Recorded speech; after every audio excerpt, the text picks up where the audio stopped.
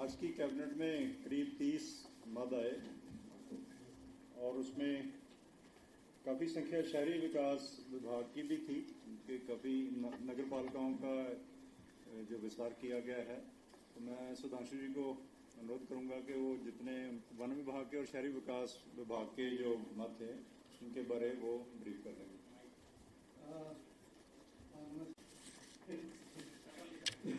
सबसे पहले बताना चाहूंगा कि नरेंद्र नगर की सीमा का विस्तार किया गया है, जिसमें माननीय मंत्रिमंडल की अनुमति मिली है। इसमें ग्राम पंचायत पाथो, ग्राम पंचायत गौर के राजस्व ग्राम कांडा और ग्राम पंचायत बडेरा को नरेंद्र नगर की पालिका में इसको इस सीमा का विस्तार किया गया। नहीं, मैंने कहा पाथो, कांडा और बडेरा जी। यहाँ ये भी बताना चाहूंगा कि 150 व्यक्ति प्रति किलोमीटर से अधिक है इसका जनसंख्या घनत्व, और इसमें 75% से आबाद जो संख्या है वो इसमें कृषि से इतर व्यवसाय में लगी है। जिसके कारण क्या है, नरेंद्र नगर आपने पिछले दिनों में देखा होगा कि इसका काफी विस्तार हुआ और पर्यटन के दृष्टिकोण से इसका बहुत ही महत्वपूर्ण स्थान है। अगर हम कहें कि वहाँ पे हमारे अगर होटल व्यवसाय में देखें तो हमारे बहुत बड़े बड़े होटल ये हैं, तो उसके कारण शहर की सफाई व्यवस्था, शहर का सौंदर्यीकरण और सॉलिड वेस्ट मैनेजमेंट, इन सब चीजों को इससे काफी सुविधा मिली। उसी तरह से दूसरा अगर हम देखें, घाट एक ब्लॉक था, ब्लॉक का मुख्यालय था चमोली जनपद में, जिसमें कि उसको उस विकास खंड मुख्यालय को अपग्रेड करते हुए अब नगर पंचायत बनाया गया है।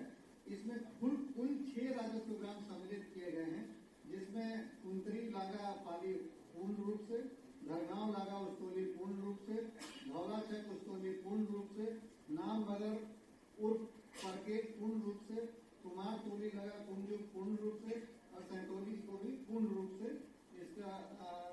इसको शामिल करते हुए इसको एक नया नगर पंचायत शामिल किया गया है। घाट का अत्यधिक महत्व है, इसी को अत्यधिक महत्व को देखते हुए माननीय मुख्यमंत्री जी के द्वारा इसमें घोषणा भी की गई थी, और उसी घोषणा के क्रम में किस तरह से उसका, क्योंकि पर्यटक भी वहाँ काफी जाते हैं, तो इन सब चीजों को देखते हुए किस तरह से शहरी अवस्थापना सुविधाओं को किस तरह से उपलब्ध कराया जाए, इसी के लिए नगर पंचायत इसको नया नगर पंचायत बनाया गया। कीर्ति नगर अगेन हमारा एक शहर है श्रीनगर के पास, वहां पे कीर्ति नगर में पूर्व में इसका भी सीमा विस्तार है। 32 परिवार छूट गए, जबकि उसका स्वरूप ऑलमोस्ट शहरी था। उसको भी देखते हुए माननीय मंत्रिमंडल से उन 32 परिवारों को भी शहरी क्षेत्र में शामिल किए जाने की का अनुमोदन प्राप्त हुआ। नगर पंचायत कीर्ति तो पुराना नगर पंचायत सीमा का विस्तार इसमें 32 परिवारों जो छूट गए थे, जो जिसका स्वरूप शहरी है, उसको उसमें शामिल किया। मैं पृथक से अगर कहेंगे तो मैं पृथक से बता दूंगा। इसके अलावा फिर से मुख्यमंत्री जी के द्वारा एक घोषणा की गई थी कि मुंशियारी के स्वरूप को देखते हुए वहाँ काफी पर्यटन की संभावना, विकास की संभावनाओं को देखते हुए घोषणा की गई थी कि मुंशियारी को नगर पालिका बनाया जाए। लेकिन जनसंख्या और बाकी सारी चीजों को देखते हुए अवस्थापना सुविधाओं के विकास के लिए उसको मुंशियारी को इसमें राजस्व ग्राम सरमौली, गैंती, मल्ली, घोरपट्टा, भूंगा और घोरपट्टा इनको शामिल करते हुए नगर पंचायत बनाने का अनुमोदन दिया गया। पहले क्या था मुंशियारी पहले नहीं था, पहले तो ब्लॉक है, ब्लॉक। इसी तरह से देहरादून के जनपद में नगर पालिका परिषद हरबटपुर पहले से थी, लेकिन उसमें क्या था कि एक घगरानी ग्राम था। घगरानी ग्राम का कुछ पार्ट उसमें शहरी उसमें पालिका का पार्ट था, कुछ पार्ट नहीं था। उसको देखते हुए घगरानी का पूरा वार्ड 1 और 2 का जो भाग आंशिक बचा हुआ था उसको उसमें शामिल करते हुए नगर पालिका परिषद हरबटपुर का भी को भी उसमें शामिल करने की माननीय मंत्रिमंडल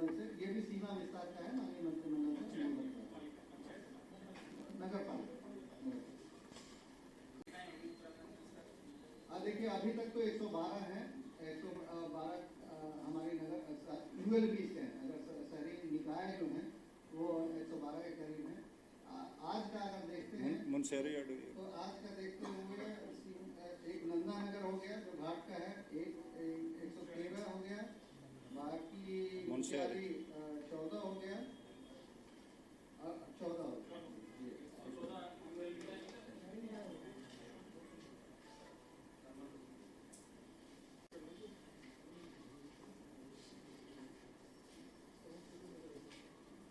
इसके अलावा वन विभाग के भी आज 2 मामले रखे गए माननीय मंत्रिमंडल के अनुमोदन हेतु, जिसमें एक सहायक हमारे सांख्यिकी अधिकारी का काडर है। वन विभाग में कई सारी सूचनाओं को एकत्र करना, सूचनाओं से किस तरह से आगे उसको अपडेट करना, फिर साथ में उन सूचनाओं के आधार पर किस तरह से नीति निर्धारण करना, ये इनका काम था। इनको सहयोग करना डीएफओ को और उसके ऊपर सीएफ को, सीसीएफ को और साथ में वन मुख्यालय में।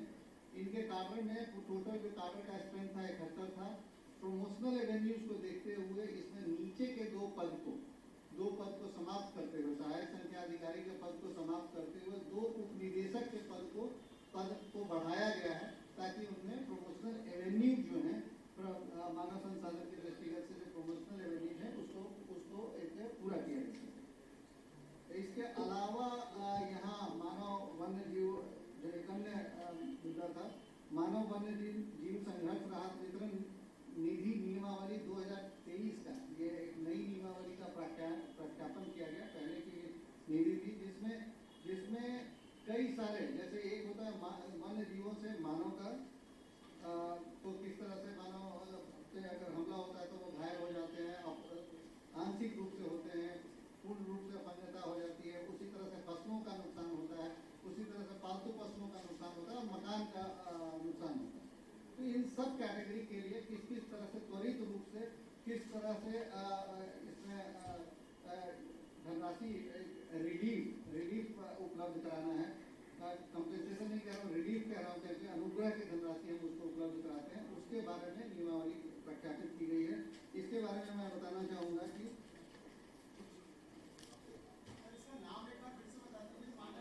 मानव वन्य जीव संघर्ष राहत वितरण निधि नियमावली 2023 रोजगार गारंटी योजना है। उसमें बीडीओ केवल 1 लाख रुपए तक के कार्य स्वीकृत कर सकता था, उसके ऊपर सारे डीएम के पास जाते थे। और इसको थोड़ा सुविधाजनक बनाने के लिए अब बीडीओ की पावर 3 लाख तक कर दी गई है और 3 लाख के ऊपर ही डीएम के पास जाएंगे। जी, ब्लॉक अगला मद उच्च शिक्षा का है। शैलेश जी को अनुरोध करूंगा वो बता दें इसके बारे में। नमस्कार। में आज हम लोग एक नई योजना प्रस्तावित कर रहे थे। इसका नाम है मुख्यमंत्री उच्च शिक्षा शोध प्रोत्साहन योजना। जैसा कि आपको जानकारी है कि राष्ट्रीय शिक्षा नीति में शोध को बढ़ावा देने की बातें उसमें कही गई है। उसी के क्रम में आज ये योजना हम लोग लेकर के आए हैं। इसमें इसका जो महत्वपूर्ण बात ये है कि ये एक चैलेंज फंड के रूप में होगा, यानी कि हम लोग सभी से जो हमारे कॉलेजेस हैं वहाँ पे जो फैकल्टी है और उनके साथ छात्र, उनकी एक टीम बना करके हम लोग प्रपोजल मांगेंगे और जो सबसे अच्छे प्रस्ताव होंगे उनके सिलेक्शन के लिए एक कमेटी बनाई जाएगी, जिसमें उच्च शिक्षा के सचिव या प्रमुख सचिव, डायरेक्टर, हमारे सभी जो राजकीय विश्वविद्यालय उनके वीसी और जो संबंधित क्षेत्र के एक्सपर्ट्स होंगे उनको लेते हुए एक सिलेक्शन कमेटी बनाई जाएगी और ये सबसे जो अच्छे प्रस्ताव आएंगे उनको चयनित करेगी। और इसमें हमने अभी वर्तमान में हमने जो धनराशि रखी है वो 15 लाख तक के प्रोजेक्ट इसमें लेंगे और यदि कोई विशेष तरह का प्रोजेक्ट है जो राज्य के लिए महत्वपूर्ण है वो 15 से 18 लाख की सीमा भी उसमें जा सकती है। इसमें एक कंडीशन ये रखी है कि जहाँ जो बड़े प्रपोजल होंगे, जैसे 5 लाख से ऊपर तक के जो प्रस्ताव होंगे, वहाँ पे छात्र या छात्राएं उनको लेना आवश्यक होगा इसमें। और उसमें हमारे जो शोधार्थी होते हैं उनको भी दिया जा सकता है। यानी कि आइडिया ये है कि हम लोग फैकल्टी के साथ साथ छात्र छात्राओं को भी शोध कार्य में हम लोग सम्मिलित करें, ताकि उनको उनका शोध के प्रति उनकी जानकारी हो और उनका रुझान बढ़े और ओवरऑल एक हमारा शोध का इसमें एक इन्वायरमेंट है। तो इसमें जो हमारे छात्र छात्राएं जो शोध सहयोगी के रूप में होंगे, रिसर्च असिस्टेंट के रूप में होंगे,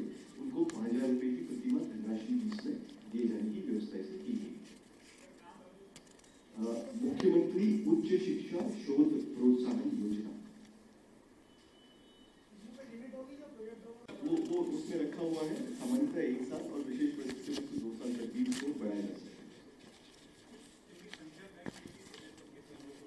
देखिए वो हमारा जो फंड है उस पर निर्भर करेगी। अभी जैसे वर्तमान में हमारे पास 2 करोड़ का फंड अवेलेबल है, तो आमतौर पर अगर हम एवरेज साइज अगर मान लीजिए 10 लाख माने तो 20 प्रोजेक्ट हम लोग इस साल उसमें ले पाएंगे। जैसे जैसे इसका अगर हमारा ये अच्छा चलती है व्यवस्था और लोगों का रुझान आता है तो अगले साल हम लोग इसमें बजट बढ़ाने की भी व्यवस्था करेंगे। अपनी योजना है, बेसिकली आइडिया ये है कि हम अपने राज्य में शोध को बढ़ावा दें, थोड़ा सा माहौल बनाए ताकि ज़्यादा से ज़्यादा लोग फिर डीएसटी के प्रोजेक्ट्स की तरफ या जो अन्य एजेंसीज हैं उनके प्रोजेक्ट्स की तरफ भी आकर्षित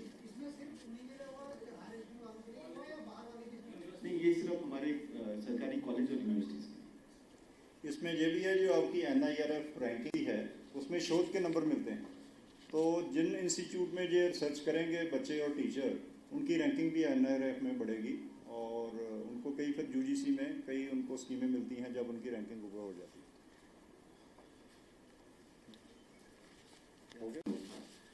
इसमें राष्ट्रीय शिक्षा नीति में शोध के अलावा एक स्किल डेवलपमेंट को और स्टार्टअप को बढ़ावा देने के लिए बात कही गई है। तो इसमें हम लोग एक देवभूमि उद्यमिता योजना करके अपने जो हमारे सरकारी कॉलेजेस और विश्वविद्यालय हैं उनके लिए एक नई योजना हम लोग लेकर के आ रहे हैं। इसमें आइडिया ये है कि हम लोग सबसे पहले तो उद्यमिता को और स्टार्टअप्स को बढ़ावा देने के लिए बहुत सारे बूट कैंप जो बोलते हैं, जो अवेयरनेस कैंप करेंगे। इसके अलावा हमारे जो कॉलेजेस के जो यूनिवर्सिटीज़ के VC हैं या हमारे कॉलेजेस के प्रिंसिपल्स हैं और जो बाकी हमारे प्राध्यापक हैं उनका हम लोग सेंसिटाइजेशन वर्कशॉप करवाएंगे, उनकी ट्रेनिंग करवाएंगे अलग अलग जगह में।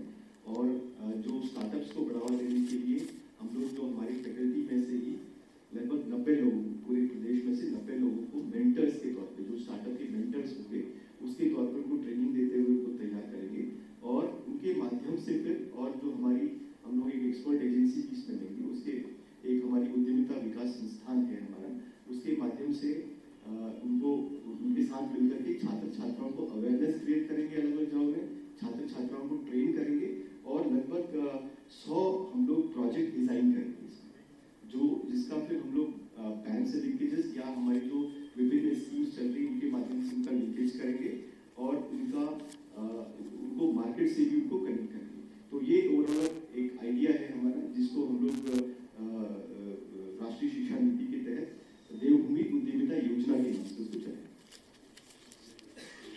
इसके सेब की अति सघन बागवानी की योजना स्वीकृत की गई है। इसकी टोटल लागत है 808 करोड़ रुपए और ये 8 वर्ष के लिए चलेगी। जैसे आपको पता ही है हिमाचल में सेब का काम बहुत अच्छा होता है, J&K में भी अच्छा होता है। उत्तराखंड में जो क्षेत्र हिमाचल के साथ सटा हुआ है वहाँ तो सेब है, फिर भी वो हिमाचल से थोड़ा पीछे हैं और इसकी पिछले 6 महीने में काफ़ी स्टडी की गई, मैकेंजी को भी लगाया गया और पूरा अध्ययन करके ये योजना बनाई गई है। इसमें 5000 हेक्टेयर क्षेत्रफल विभिन्न जनपदों का कवर किया जाएगा और 60% किसान को सब्सिडी दी जाएगी और 40% किसान ने अपना लगाना है, जिसमें करीब 20% उसकी जो लेबर है वो कंपोनेंट आ जाता है और फाइनेंशियल कंपोनेंट का करीब 20% उसको खुद लगाना होगा।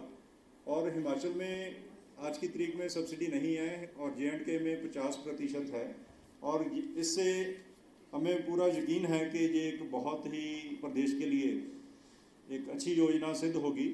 और इसमें जो अभी हमारी उत्पादकता 2.5 मीट्रिक टन प्रति हेक्टेयर है, इसको 25 मीट्रिक टन तक बढ़ने का अनुमान है और करीब अभी जो व्यवसाय हमारे प्रदेश में करीब 200 करोड़ रुपए का सेब का व्यवसाय होता है, एक अनुमान के मुताबिक ये 2000 करोड़ रुपए तक 8 साल के बाद जाने की पूरी संभावना है। वो 8 साल के बाद बीच में रिव्यू होता रहेगा, अगर लगा कि इसका बहुत फायदा है तो इसको बढ़ाया भी जा सकता है। नहीं, नया क्षेत्र भी लिया जाएगा, एग्जिस्टिंग को भी सघन किया जाएगा, नए भी लिए जाएंगे। अगला मध्य चिकित्सा शिक्षा विभाग का है।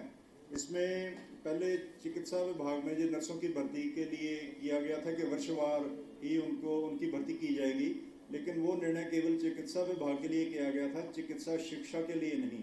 तो आज माननीय कैबिनेट ने जो एक बार के लिए ये शिथिलता दी है कि चिकित्सा शिक्षा में मेडिकल कॉलेजेस के लिए भी जो नर्सों की भर्ती है वो वर्षवार जो उन्होंने किया है उसके मुताबिक किया जाएगा जब उन्होंने डिग्री हासिल की।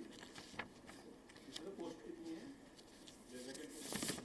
नहीं है, वो अलग से आपको बता दिया जाएगा। अगला मत भी एक इम्पॉर्टेंट मत है वित्त विभाग का। अभी जब कॉन्ट्रैक्टर वगैरह जहाँ जो सप्लायर होते हैं जो जब बिड डालते हैं तो अपनी परफॉर्मेंस गारंटी देते हैं। तो ये एक कॉन्ट्रैक्टरों से और सप्लायर से आ रहा था कि काफ़ी बड़ी रकम उनकी जमा हो जाती है और धनराशि ब्लॉक हो जाती है। तो जो छोटे कॉन्ट्रैक्टर हैं उनके लिए ये दिक्कत आती है और बड़ों को इससे फेवर मिलती है। तो कोविड में भारत सरकार ने काफ़ी ये गारंटी वगैरह कम कर दी गई थी और प्रदेश ने भी उस समय कम कर दी गई थी, लेकिन वो सीमित समय के लिए थी। अब इसको परमानेंटली कर दिया गया है। जैसे निर्माण कार्यों में 5 करोड़ के काम हैं 5 करोड़ तक, तो उसकी तो 5% दी जाएगी। अगर 5 करोड़ से बड़ा काम है तो उसको 5 करोड़ से कम करके 5% से कम करके 3% कर दिया गया है। तो इससे ठेकेदार का पैसा जो ब्लॉक रहता था वो काफ़ी कम हो जाएगा। और ये जो आपका सामग्री एंड सेवाओं की पूर्ति करते हैं ठेकेदार, उनको भी कम करके कुछ विभागों को इसमें शिथिलता दी गई है कि वो 3 से 10% तक, वो 3 विभाग डिसाइड करेगा। जहाँ विभाग चाहता है कि मात्र 3% ही रखना है तो 3% भी उसको कम कर सकता है। और सिक्योरिटी डिपॉजिट भी जो है उसको भी 5% से लेके 7% किया गया है। इसमें काफ़ी लिक्विडिटी आपको निश्चित का मिलेगी। 5 से बढ़ाया गया है? नहीं, कम किया गया, बढ़ाया किसी में नहीं गया, सभी में कम ही किया गया है। उसमें विभागों को आपने 5 से 7 बोला ना? नहीं, 5 से 7% तक विभाग कर पाएगा। अभी तक पहले 10 था। अब विभाग को थोड़ा दिया है लीवरेज को, अपने लेवल पे निर्णय ले ले, कहाँ वो 5 रखना चाह रहा है, कहाँ 6 रखना चाह रहा है, कहाँ 7 रखना चाह रहा है। पहले 10 थी। अगला मत ऊर्जा विभाग का है। ये तो औपचारिक मत था। पिटकुल के जो एनुअल फाइनेंशियल रिपोर्ट जो विधानसभा के पटल पे रखी जाती है वो 2019-20, 2021 और 21-22 3 वर्ष की रिपोर्ट को कैबिनेट ने अप्रूव किया पटल पे रखने के लिए। अगले 3 मत खेल के और युवा कल्याण के हैं, वो अभिनव जी बताएंगे। आपको पता होगा 2021 में हमारी खेल नीति कैबिनेट ने अप्रूव की थी और इस खेल नीति के अंतर्गत अलग अलग विषयों पर निर्णय लिए गए थे कि उनके माध्यम से खेल को उत्तराखंड में बढ़ावा देना है। आप जानते ही हैं अगले वर्ष हमारे प्रदेश में राष्ट्रीय खेल भी होने प्रस्तावित हैं, 38वें राष्ट्रीय खेल। तो इसी क्रम में हम लोगों ने आज कैबिनेट के समक्ष आउट ऑफ टर्न जो खिलाड़ी अंतर्राष्ट्रीय स्तर पर विशेष रूप से और राष्ट्रीय स्तर पर भी कुछ चुनिंदा प्रतियोगिताओं में जो अच्छा प्रदर्शन करते हैं उनके लिए हमने आउट ऑफ टर्न नियुक्ति का प्रावधान रखा है। और शुरुआती दौर में 6 विभागों में लगभग 150 से अधिक पद हमने चिन्हित किए हैं। इन पदों पर पदक विजेताओं को जो अच्छा प्रदर्शन करते हैं उनको नियुक्ति दी जाएगी। इसमें हम लोगों ने ये भी अनुरोध किया था जिसको, क्योंकि ये हमारे प्रदेश में ये व्यवस्था 2013 तक लागू थी, फिर हाईकोर्ट के आदेश से ये बंद हो गई थी। तो 2014 से लेके अब तक भी जिन खिलाड़ियों ने अंतर्राष्ट्रीय स्तर पर अच्छा प्रदर्शन किया है उनको भी कैबिनेट ने अग्री किया है कि उनको वन टाइम रिलैक्सेशन दिया जाएगा। तो उनको उसमें लगभग 15-16 खिलाड़ी उससे कवर होंगे जिन्होंने पिछले 8-9 साल में अच्छा प्रदर्शन किया है। और आगे अब ये लगातार उत्तराखंड के जो भी मेधावी खिलाड़ी हैं जो कि क्योंकि यहाँ पे ये व्यवस्था नहीं थी तो वो अक्सर बाहर जाकर और प्रदेशों से खेलते थे और प्रदेशों की तरफ से उनकी टीम की तरफ से प्रतिनिधित्व करते थे और उससे हमारे स्टेट को नुकसान होता था। तो अब ये निर्णय के बाद हमारी आशा है कि हमारे खिलाड़ी उत्तराखंड से ही खेलेंगे, उत्तराखंड का ही नाम रोशन करेंगे और यहाँ पर खेलों को और बढ़ावा मिलेगा। 6 विभाग कौन से हैं? इसमें 2000 ग्रेड पे से लेके 5400 ग्रेड पे तक के पद हैं और जो 6 विभाग हैं वो है खेल विभाग, सबसे इम्पोर्टेंट तो पुलिस विभाग। पुलिस विभाग भी है। उसमें पुलिस विभाग में इस बार हम लोगों ने सर बताना चाहूँगा हरियाणा की तर्ज पर इस बार हमने 2 पद डिप्टी एसपी के भी पुलिस विभाग में अपने कुशल खिलाड़ियों के लिए चिन्हित किए हैं। तो ये बहुत बड़ा इंसेंटिव है और इससे मैं समझता हूँ हमारी खेल प्रतिभा को बहुत प्रोत्साहन मिलेगा। मैं बता रहा हूँ, खेल, युवा कल्याण, गृह विभाग, इसमें पुलिस है, और वन विभाग, माध्यमिक शिक्षा विभाग और परिवहन विभाग।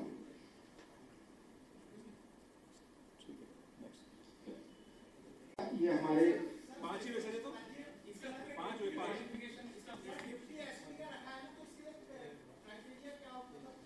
इसमें जो लोग अंतर्राष्ट्रीय स्तर पे ओलंपिक खेलों में या वर्ल्ड चैंपियनशिप में मेडल लेके आएंगे, उनके लिए सीधी भर्ती का प्रावधान है। सर ये विभाग आपका है पुलिस, गृह 1, खेल 2, वन 3, माध्यमिक शिक्षा 4, परिवहन 5 और युवा कल्याण विभाग। खेल युवा कल्याण 1 नहीं है। अन्य विभाग अलग अलग हैं।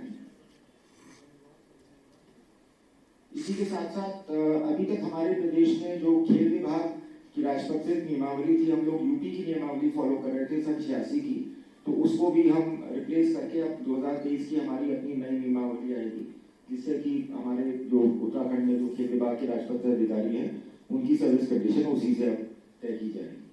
लास्ट में जो तीसरा हमारा प्रस्ताव आया था युवा कल्याण विभाग का, हमारे यहाँ अभी जो प्रांतीय रक्षक दल के स्वयंसेवक हैं, इनका एक कल्याण कोष है, जिसमें ये लोग अंशदान देते थे अब तक 10 रुपए का, और उस कल्याण कोष को सरकार भी टॉपअप करती थी, और उसके माध्यम से अगर सेवा के दौरान उनको कोई इंजरी या कोई डेथ हो जाती थी, कोई एक्सीडेंट हो जाता था, उनके जो आश्रित थे उनकी मदद करने के लिए उससे हम व्यवस्था करते थे।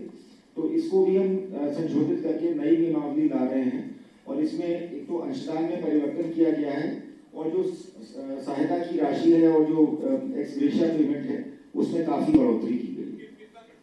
अलग अलग मदों में अलग अलग है, 5-6 मद में है। जैसे उदाहरण के तौर पे अंशदान को बढ़ाए तभी तो हम कर पाएंगे। पहले 10 रुपए था, मात्र 10 रुपए। आप सहमत होंगे 10 रुपए की धनराशि पर हेड बिल्कुल भी पर्याप्त नहीं है कोई भी मीनिंगफुल वेलफेयर एक्टिविटी के लिए, तो उसको और बढ़ा के हमने 1 दिन की तनख्वाह उनकी कर दी। कॉर्पोरेशन की बसें जाती हैं, जो अगर दिल्ली जाती है कॉर्पोरेशन की बस में जाएगा तो उसको जी एडमिट कार्ड देखना। प्रतियोगिता परीक्षा कोई सी भी हो, चाहे वो स्टेट की हो चाहे वो सेंटर की हो। जी, अगर दिल्ली यूटी वहाँ बस यूटीसी की होनी चाहिए। नहीं, प्रतियोगिता परीक्षा चाहे स्टेट करा रहा हो, हाँ कोई भी करा रहा हो। हाँ, वहाँ उत्तराखंड ट्रांसपोर्ट कॉर्पोरेशन की बस नहीं जाएगी, जहाँ इनकी बस जाएगी वहाँ तक। अगला मत पंचायती राज विभाग का है। आप अवगत ही हैं, एकल सदस्यीय समर्पित आयोग बनाया गया था, जो पिछड़ेपन की प्रकृति के बारे अपना आकलन कर रहा है। उनका कार्यकाल जुलाई 23 को खत्म हो गया था, इसको 6 माह के लिए आगे बढ़ाया गया। 6 माह के विभाग का है। इस उत्तराखंड में एक Uttarakhand infrastructure and investment development board बनाने का पहले प्रस्ताव हुआ था। अब उसका अध्यादेश जारी किया गया, अब उसको एक्ट में लाना है क्योंकि विधानसभा का सत्र आ रहा है। और ये जैसे गुजरात GIDB है, उसने बहुत काम किया गुजरात में, PIDB ने पंजाब में बहुत काम किया। तो मेनली ये PPP प्रोजेक्ट जो है उसकी एक एक्सपर्ट बॉडी बन जाती है, क्योंकि PPP प्रोजेक्ट हर विभाग में होने की संभावना है, लेकिन हर विभाग में इतना एक्सपर्टीज नहीं आ पाता कि इसको कैसे करें। तो ये इन 2 स्टेट्स में सभी PPP प्रोजेक्ट जब एक विभाग सोचता है कि करना है, तो इस बोर्ड को अपना मैंडेट दे देता है विभाग, और आगे फिर ये बोर्ड, क्योंकि इसके पास एक्सपर्टीज है, ये सभी विभागों के साथ मिलकर PPP प्रोजेक्ट अच्छी तरह इम्प्लीमेंट कर पाते हैं। अगला मत वित्त विभाग का था, ये औपचारिक मत था। वार्षिक लेखा परीक्षा प्रतिवेदन विधानसभा के पटल में रखा जाना है। स्थानीय लेखा परीक्षा एवं आंतरिक रेखा परीक्षा के संबंध।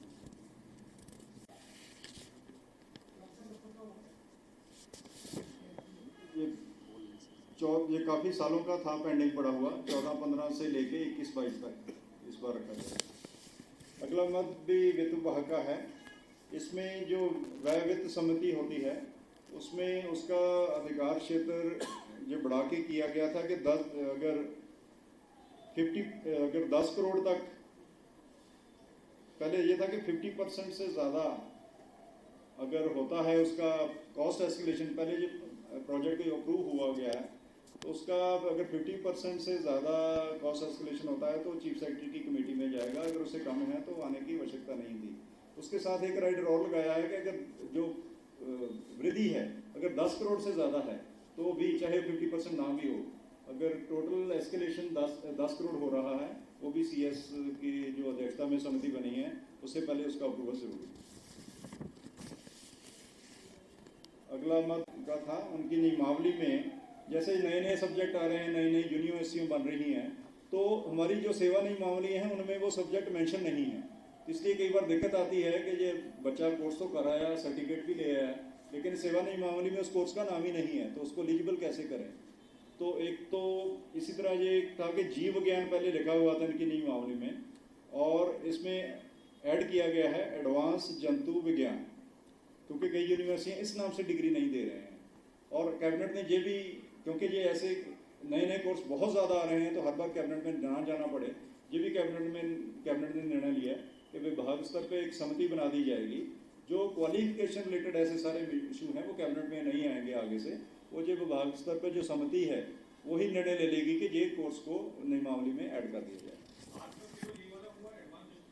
जी जी, और आगे से डेलीगेट कर दिया। नहीं, अभी वो प्रस्ताव नहीं है, वो प्रत्यक्ष से आएगा कि समिति में कौन कौन होगा। अगला प्रस्ताव आप जानते हैं, उसके काफ़ी देर से विस्तारीकरण का कार्यक्रम चल रहा था। हमारी बहुत बड़ी संख्या में लगभग हर सप्ताह एयरपोर्ट अथॉरिटी के साथ भी मीटिंग हुई, क्योंकि ultimately airport authority of India ने इसको चलाना है और ये बहुत ही टेक्निकल मामला होता है, बार बार विमर्श करना पड़ता है। तो अल्टीमेटली सभी की सहमति होगी। एयरपोर्ट अथॉरिटी ने की जितनी शर्तें थी, जो वो चाहते थे, नेशनल हाईवे को भी वहाँ शिफ्ट करना पड़ रहा है, और ये सारा कुछ करके अब जो रनवे 1372 मीटर है, अब उसको 3000 मीटर तक बढ़ाने की योजना बन गई है। उसके लिए 804 एकड़ भूमि एक्वायर करनी पड़ेगी। फॉर्चुनेटली ये सारी भूमि विभिन्न संस्थाओं की है, प्राइवेट नहीं है। कुछ पंतनगर यूनिवर्सिटी की है, कुछ प्राइवेट सी डेवलपमेंट कॉरपोरेशन की है, कुछ और छोटे छोटे विभाग हैं, कुछ बिल्डिंगें हैं उनमें। तो ये निर्णय लिया गया कि ये 804 एकड़ भूमि अधिकृत करके ये सिविल एविएशन के नाम की जाएगी, और सिविल एविएशन इसको एयरपोर्ट अथॉरिटी ऑफ इंडिया को दे देगा। और जिन विभागों की जहाँ बिल्डिंग या भूमि आ रही है, अगर उनको कोई कंपनसेशन चाहिए तो मुख्य सचिव की अध्यक्षता में एक समिति का अनुमोदन हुआ है, वो समिति डिसाइड करेगी किस विभाग को कितना कंपनसेशन दिया जाना है।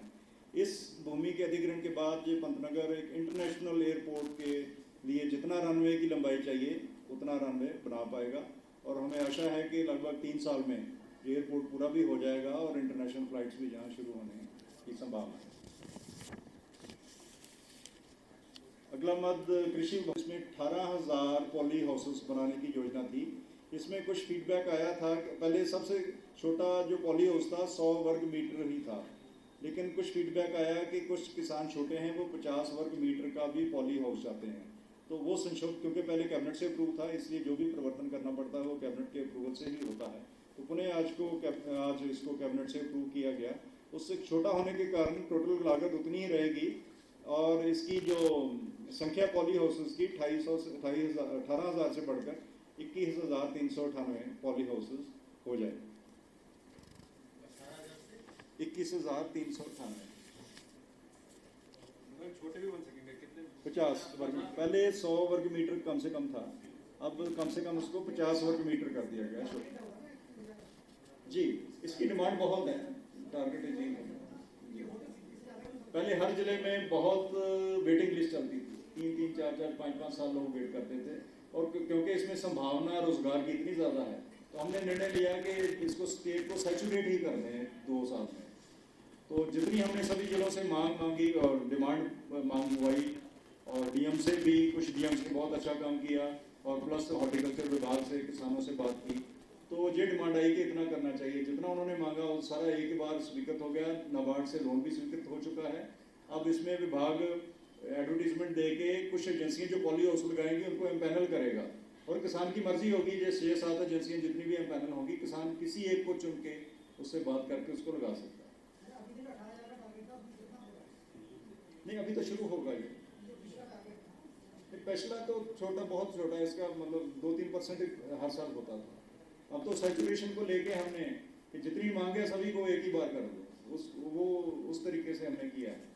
और इसमें 300 करोड़ से ज़्यादा का टोटल प्रोजेक्ट है, जिसमें 80% नाबार्ड का लोन है। अगला इसमें ये कार्मिक विभाग का हमारा मत था। अभी हमारा जो लोक सेवा आयोग की जो नियमावली है उसमें कतिपय इसमें संशोधन इसमें किए गए थे। पहला संशोधन ये था कि इसमें जो हमारे जो अध्यक्ष और सदस्य हैं उनकी नियुक्ति की जो कुछ उनकी शर्तें हैं और जो प्रक्रिया है उसमें परिवर्तन प्रस्तावित किया गया है। पहला तो ये है कि जो हमारा ये लिखा है कि अध्यक्ष और सदस्य हमारे हैं वो उच्च क्षमता, सत्यनिष्ठा, उच्च निष्ठा वाले सक्षम, ईमानदार और निष्पक्ष व्यक्ति होंगे, जिसमें साहित्य, विज्ञान, कला, समाज सेवा आदि का व्यवहारिक ज्ञान होगा। एक ये है। दूसरा कि आयोग के जो सदस्य हैं उनमें से निकटतम आधे ऐसे व्यक्ति होंगे जो अपनी जो भाजपा या किसी राज्य सरकार के श्रेणी का पद धारण किए हों। इसके अलावा इसकी नियुक्ति की एक प्रक्रिया भी तय की गई है कि एक सर्च कम सिलेक्शन कमेटी बनाई जाएगी जो एडवर्टीजमेंट के माध्यम से अदरवाइज हर पद के सापेक्ष 3 लोगों को चयनित करेगी। ये समिति मुख्य सचिव की अध्यक्षता में बनी है और हर पद के सापेक्ष जो है 3 लोगों का नाम रिकमेंड करते हुए माननीय मुख्यमंत्री जी के पास भेजेगी। एक तीसरा महत्वपूर्ण संशोधन ये भी प्रस्तावित किया गया है कि जैसा कि भारत के संविधान में लिखा हुआ है कि जो भी आयोग के सदस्य या अध्यक्ष बनते हैं उनको अपने पद से त्यागपत्र दे के आना चाहिए। वही व्यवस्था इस नियमावली में भी करनी चाहिए। बाकी कुछ छोटे संशोधन है। ये व्यवस्था अभी लागू हो जाएगी? नहीं, जो अभी भी उसमें जो कार्यवाहक चेयरमैन और कुछ सदस्य हैं वो अपने पद से त्यागपत्र देकर नहीं आए, वो वापस जाएंगे। वो प्रतिनियुक्ति जैसा इस लोक सेवा आयोग हो गया, तो उनकी तो जो निष्ठा है उसके उनका जो मदर डिपार्टमेंट है वहाँ है ना, अभी कार्यवाहक चेयरमैन ही वही है। ये चूंकि ये व्यवस्था ये जब नोटिफिकेशन जारी हुआ उससे आगे की व्यवस्था ही होगी, भविष्य के लिए व्यवस्था होगी। वो एक लीगल इशू है, उसको अलग से एग्जामिन नहीं, मैं एक चीज समझना चाहता हूँ कि जिस दिन ये नोटिफिकेशन जारी होगा क्या पुरानी वाली गलतियां सुधर जाएंगी? ये एक लीगल इशू है। इसमें क्या लीगल इशू है? लीगल इशू है क्योंकि इसको अलग से परीक्षण करके हम बता देंगे। अगर वो जारी रहेंगे अपने पदों पे तो फिर नोटिफिकेशन का ही क्या फायदा? अगर इसको दूसरे शब्दों में हम ये कहें कि इसको लागू होने के बाद उन्हें इस्तीफा देना है कि ये जब नीति लागू हो जाएगी उस आगे की भर्ती उसके मुताबिक होगी। जो भी कार्य कर रहे हैं उसके बारे स्पष्ट इस पॉलिसी में आज के कैबिनेट नोट में स्पष्ट नहीं लिखा गया है कि वो हटेंगे या रहेंगे, लेकिन ये स्पष्ट है कि आगे की सारी सिलेक्शन इस नीति के मुताबिक होगी। लेकिन ये तो भाई साहब अधूरा हो गया ना।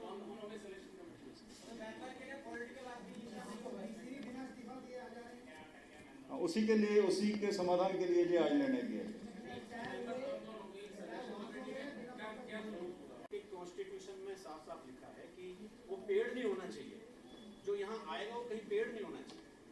तो अभी तो पेड है जी। ये लोक सेवा है। लोक सेवा। अगला मत ये काफ़ी इम्पोर्टेंट मत है। ये एक पहल की गई है। अभी आप देखते हैं सरकारी संपत्तियां बहुत हैं और कई खाली भी हैं, कभी कभी मिल जाती हैं खाली, और कई पार्टली उपयोग उनका हो रहा है, कुछ समय के लिए ही उपयोग हो रहा है, तो बाकी समय खाली पड़ी रहती हैं। फॉर एग्जांपल हमारे एजुकेशन इंस्टीट्यूट हैं या स्कूल भी हैं, वो आधा दिन ही चलते हैं, आधा दिन खाली रहते हैं। उनकी प्ले ग्राउंड है, सुबह को बच्चा खेलता है, बाद में सारा दिन खाली पड़ी रहती है, लेकिन प्राइवेट लोगों को भी वहाँ आने की या सैर करने की अनुमति नहीं देते। हमारे कार्यालयों की बहुत, जहाँ पार्किंग की समस्या है वहाँ पार्किंग भी है। 5 बजे 6 बजे कार्यालय बंद हो गया, उसके बाद वो पार्किंग खाली रहती है, कर्मचारी घर चले गए, लेकिन किसी प्राइवेट को आदमी को वहाँ गाड़ी खड़े करने की अनुमति नहीं है। ऑडिटोरियम है हमारे, मीटिंग हॉल्स हैं हमारे सरकारी, चाहे किसी इंस्टीट्यूट में हो चाहे किसी कार्यालय में हो। तो हमने ये काफ़ी देर से जो मंथन चल रहा था और आज कैबिनेट ने अप्रूव कर दिया कि इन सभी संपत्तियों को प्राइवेट आदमी भी यूज़ कर पाएगा जब हमारा सरकारी यूज़ कर रहा है उस समय के उपरांत। तो उसकी पूरी नियमावली बना दी गई है। और लोकल कमेटी एक डीएम की अध्यक्षता में, जिसमें जो कार्यालय अध्यक्ष होगा लोकल लेवल का वो भी उसका सदस्य होगा, ताकि उसके कार्य में कोई व्यवधान भी उत्पन्न ना हो। और अपने उपयोग के उपरांत ये पब्लिक के लिए खोल दी जाएंगी। लोग प्ले ग्राउंड में सैर कर सकेंगे, पार्किंग सरकारी यूज़ कर सकेंगे कार्यालय समय के उपरांत। और कोई स्कूल में जैसे ITI है, उसके 2 कमरे कोई ट्रेनिंग इंस्टीट्यूट लेना चाहता है किराए पे, वो कहेगा जी आपका ITI 2 बजे बंद हो जाता है, तो मुझे 4 बजे से रात 8 बजे तक दे दो, तो हमें भी फायदा है, उसके भी पैसे बचेंगे। अब वो किराए पे कहीं ढूंढता है तो इंस्टीट्यूट इसका कुछ वो पे भी करेगा, वो भी तय लोकल कमेटी करेगी। यहाँ से हम नहीं कर रहे, लोकल परिस्थितियों के मुताबिक कितना उसे चार्ज करना है वो कमेटी तय करेगी। और जितना भी जो पैसा आएगा 50% उस इंस्टीट्यूट में ही रहेगा, 50% ट्रेजरी में आएगा, ताकि उसका रख रखाव हो जाए। अगर स्कूल की प्ले ग्राउंड में है या उसका ऑडिटोरियम या उसके क्लासरूम या उसका कंप्यूटर लैब कुछ भी यूज़ होता है, तो उससे जो भी आय होगी 50% स्कूल ही रख पाएगा, जहाँ कार्यालय रख पाएगा। पार्किंग चार्जेस अगर कोई ले रहा है तो पार्किंग चार्जेस भी उसी कार्यालय में रहेंगे। तो इसमें रख रखाव में भी बहुत सुविधा मिलेगी, क्योंकि रख रखाव के लिए कई बार बजट में काफ़ी विलम्ब होता है, या कम मिलता है या नहीं मिलता है। तो हमारे कार्यालयों या जितनी सरकारी परिसंपत्तियाँ उनका रख रखाव आप जानते ही हैं कि अप टू द मार्क नहीं रहता। तो ये एक हमने पहल की है। तो सर ऑडिटोरियम में शादी भी हो सकेगी? नहीं, वो हमने देखा है कि कोई भी ऐसा काम ये लोकल कमेटी तय करेगी।